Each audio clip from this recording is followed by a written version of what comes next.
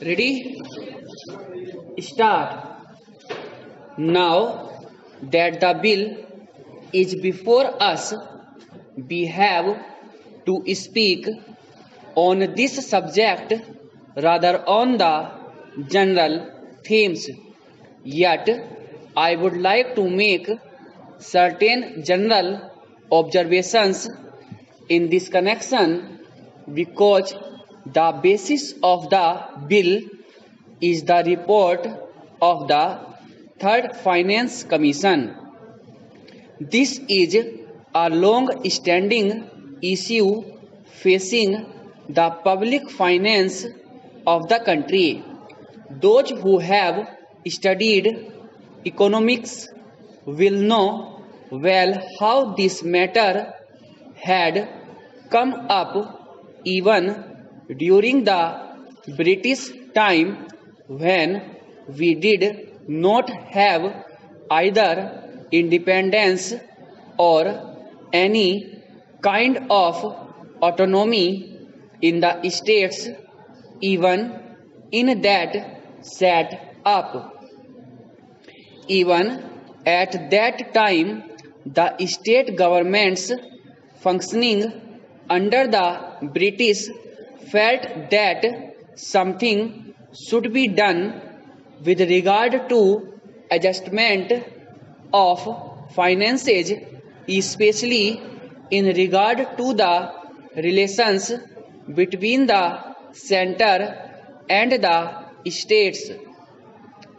There had been a long-standing controversy as to how the taxes, especially the income tax, should be divided between the center and the states. I do not deny the existence of the controversy, and this controversy is not easy to resolve. I entirely agree, but I should have thought that the Third Finance Commission should be tried to face the problems before it, not more or less in a routine manner, but in the context of the new things, not only as they are today, but as they are going to shape in the coming future. We have got what is called a quasi-federal constitution. I do not say federal constitution, although the spirit is there, but a quasi-federal constitution because most of the powers, many of the powers that should remain with the states are now in the hands of the central government. Therefore, in that way, it is more unitary in character than federal.